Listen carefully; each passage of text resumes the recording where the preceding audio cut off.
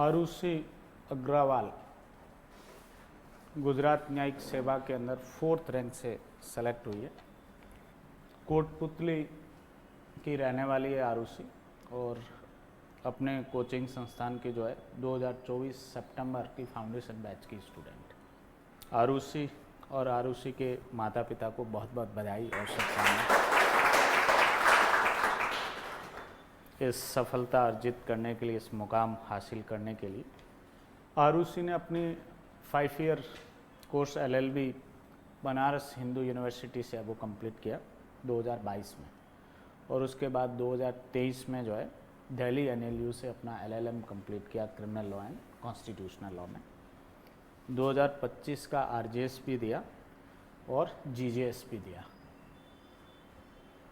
RJS mains और GJS mains की date जो है वो क्लैश कर गई, तो इन्होंने RJS को छोड़कर और GJS को चुना और GJS में ये मेंस क्लियर करके इंटरव्यू के लिए क्वालिफाइड हुई और इंटरव्यू में भी इंटरव्यू फेस करके अल्टीमेटली वो टॉप किया इन्होंने। लगभग जो है वो 4th रैंक से, शुरू के 1 to 10 रैंकर जो स्टूडेंट्स हैं वो टॉपर्स कहलाते हैं, तो इन्होंने जो है उस 1 से 10 के अंदर 4th रैंक है वो प्राप्त करके माता पिता को भी वो गौरवान्वित किया और राजस्थान का जो है वो परचम सफलता के रूप में जो है वो गुजरात में लहराया।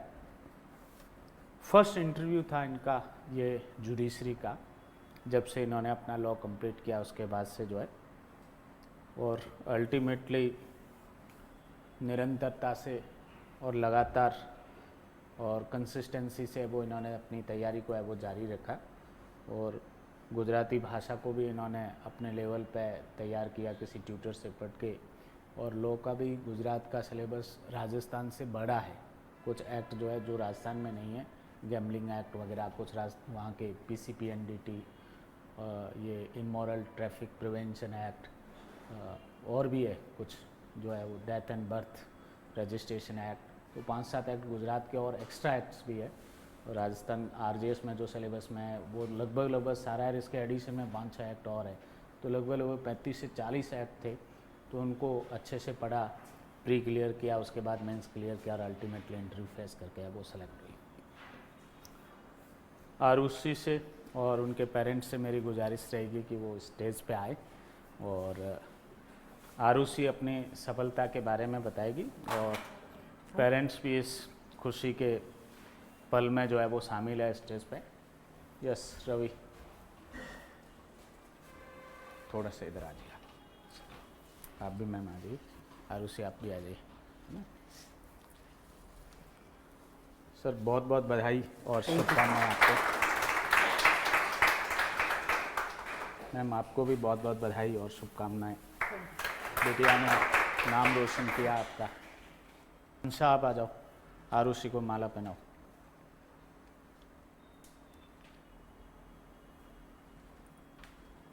सामने आ जाओ थोड़ा, है ना, दिखने चाहिए। बहुत बहुत बधाई है। यस, इस सफलता के अवसर पर मेरी गुजारिश रहेगी आरुषि के पापा से कि वो कुछ 2 शब्द कहे इस अवसर पर। आप राजी।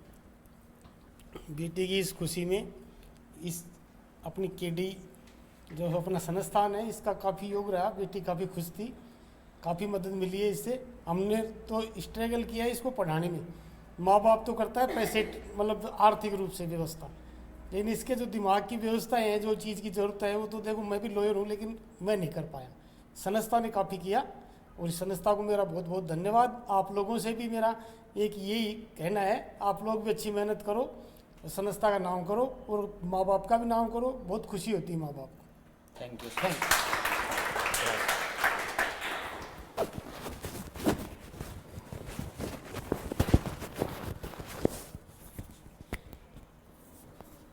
इसी कड़ी में आगे मेरी गुजारिश रहेगी आरुषि से कि वो अपनी सफलता यात्रा के बारे में बताए और आप स्टूडेंट्स को मोटिवेट और गाइड करें कि आप किस तरीके से तैयारी करें कि अगले 1 साल में होने वाला RJS या GJS एग्ज़ाम में आप भी आरुषि की तरह है वो सफल और इसी तरीके से स्टेज पे आकर नेक्स्ट ईयर के लिए जो स्टूडेंट ज्वाइन करेंगे उनको गाइड करने की स्थिति में आए। यस आरुषि।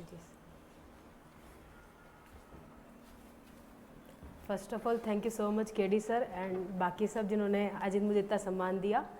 मेरी इस पूरी सफलता का श्रेय मैं अपने भोले बाबा को, मेरे माता पिता को, मेरे बड़े भाइयों को, गुरुजनों को और मेरे मित्रों को देना चाहूँगी। अब हम अगर जर्नी के बारे में बात करें तो आप सभी यहाँ पढ़ रहे हैं, बहुत अच्छे से पढ़ रहे होंगे। आशा करती हूँ आप भी एक दिन इसी मंच पर मेरी जगह खड़े हों और जज बनकर आप भी गौरवान्वित महसूस कर सकें। गुजरात का अगर आप एग्ज़ाम देखना चाहें तो अगर आप आरजेएस की तैयारी कर रहे हैं तो आप मान के चलिए कि आप गुजरात के लिए एलिजिबल हैं, एग्ज़ाम दे सकते हैं।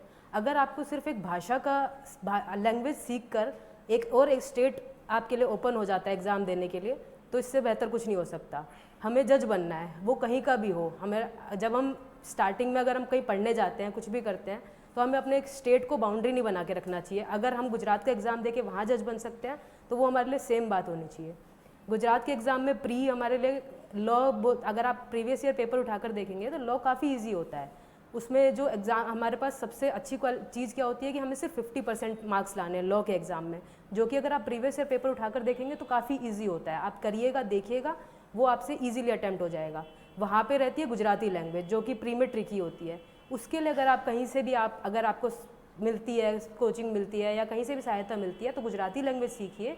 वहाँ पे सीखने में आपको, जैसे मुझे 3 से 4 महीने लगे थे, क्योंकि उस टाइम एग्ज़ाम्स भी नहीं थे। जब एग्ज़ाम आए थे तो आप 2 से 3 महीने में भी सीख सकते हैं। तो अगर आप गुजराती लैंग्वेज का पेपर क्लियर कर लेते हैं प्री में, तो उसके बाद आपके लिए गुजराती एग्ज़ाम निकालना काफ़ी ईजी हो जाएगा। अगर आप प्री स्टेज निकाल लेते हैं, मेंस के पेपर में गुजराती नहीं आती है अभी का पैटर्न है पिछले 2-3 साल से। तो मेंस के पेपर में अगर आपने आरजेएस के लिए तैयारी कर रखी है तो आपका मेंस का पेपर वहाँ का भी थोड़ा बहुत आप स्ट्रक्चर देख लीजिए, ईजी हो जाएगा। वहाँ पे सबसे ज़्यादा चाहिए हमें राइटिंग स्पीड होनी चाहिए हमारी, और थोड़ा सा हैंड राइटिंग अच्छी होनी चाहिए, आंसर वेल स्ट्रक्चर्ड होने चाहिए। आप जैसा कि देखेंगे आरजेएस में हमसे क्वेश्चंस पूछे जाते हैं। जैसे फॉर एग्जांपल अगर रेस जुडिकाटा देखें तो हमसे कुछ अंदर का क्वेश्चन पूछा जाएगा, जैसे कि रेस जुडिकाटा एग्जीक्यूशन पे एप्लीकेबल होता है या नहीं होता है, या इस टाइप से। बट गुजरात में क्या होता है, डायरेक्ट वो लिख देते हैं एक्सप्लेन, एंड फिर नीचे 3 टॉपिक्स डाल देंगे, जैसे रेस जुडिकाटा, प्ली बार्गेनिंग, ऐसा करके। तो उसमें हमें पहले खुद से स्ट्रक्चर बनाना पड़ता है, और बच्चों को यही दिक्कत आती है, वो स्ट्रक्चर बनाने में ही उनका टाइम चला जाता है। तो अगर आप उसकी पहले से अगर थोड़ा सा भी अगर आप उसकी तैयारी कर लें तो आपको वो काफ़ी ईजी रहेगा। इनफैक्ट अगर आप देखा जाए अल्टीमेटली अगर आप सीख जाते हैं तो वो थोड़ा ज़्यादा ईजी रहेगा आपके लिए।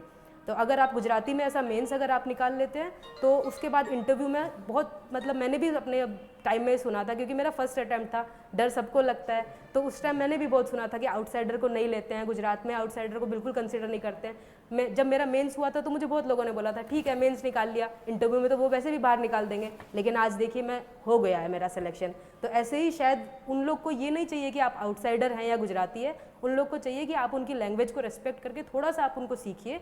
जैसे मुझसे गुजराती में इंटरव्यू में उन्होंने न्यूज़पेपर पढ़वाया था, उन्होंने पहले मुझसे पूछा कि आपको आता है, मैंने बोला हाँ, उन्होंने फिर मुझसे न्यूज़पेपर पढ़वाया, ट्रांसलेशन करवाया, फिर उन्होंने 2-3 और क्वेश्चन पूछे जो गुजराती से संबंधित थे, वो मैं बता सकी। तो शायद उन्होंने सोचा कि हाँ ठीक है, अगर मैं उनकी इतनी लैंग्वेज की या उनके कल्चर की इतनी रेस्पेक्ट करके वहाँ पे जा सकती हूँ, तो वो उन्होंने मुझे उस पद के लिए एलिजिबल समझा और ऐसे मेरा सिलेक्शन हो गया।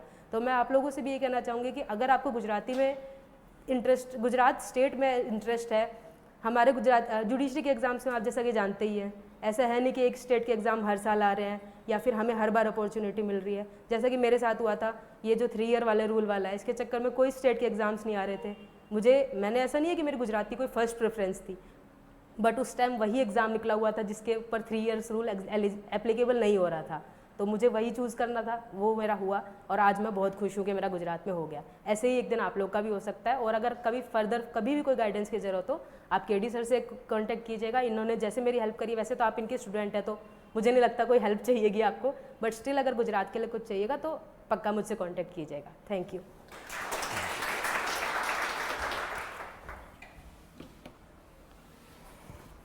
आरुषि ने अपनी तैयारी और इस सफलता कैसे अर्जित की इसके बारे में आपको डिटेल से बताया।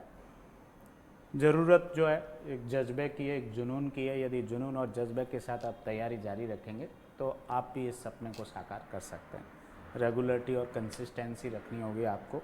जो भी क्लासरूम में पढ़ाया जा रहा है आप रोज़ उसको रिवीजन करो, रोज़ याद करिए। टेस्ट हो रहे हैं उनको प्रॉपरली है वो दीजिए। आप मेंस के लिए जो है वो स्टार्ट होगा तो मेंस की प्रैक्टिस करिए, लिखने की आंसर्स वगैरह जो है। लॉ का पेपर इजी होता है, मेंस का भी इजी है, प्रीलिम्स के भी क्वेश्चन बहुत गुजरात के अंदर इजी होते हैं। मैंने भी गुजरात का एग्ज़ाम क्रैक कर रखा है 2012 में, तो इसलिए मेरा मीडियम बेसिकली हिंदी था। मैंने इंग्लिश में जो है वो मेंस लिख के भी है वो एग्ज़ाम उस समय क्लियर है वो कर दिया था।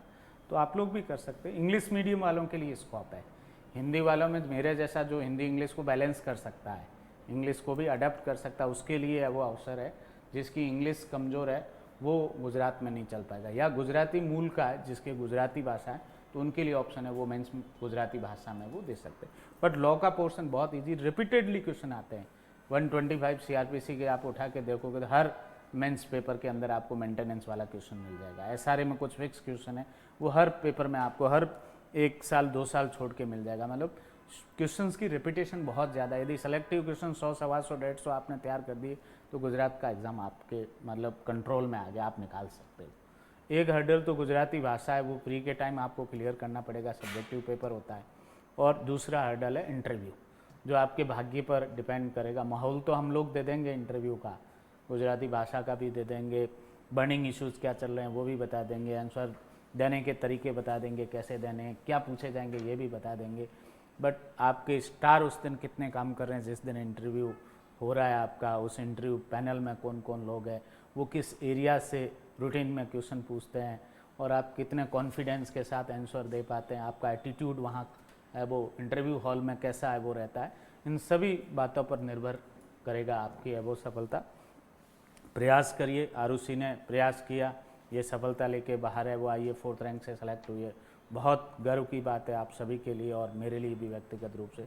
सिमिलरली मैं आपसे भी एक्सपेक्ट करता हूँ कि आने वाले आरजेएस और जीजीएस, जेएलओ जो कोई भी एग्ज़ाम है उसमें आप भी इसी तरीके का परफॉर्मेंस करेंगे और सफलता तक जाएंगे।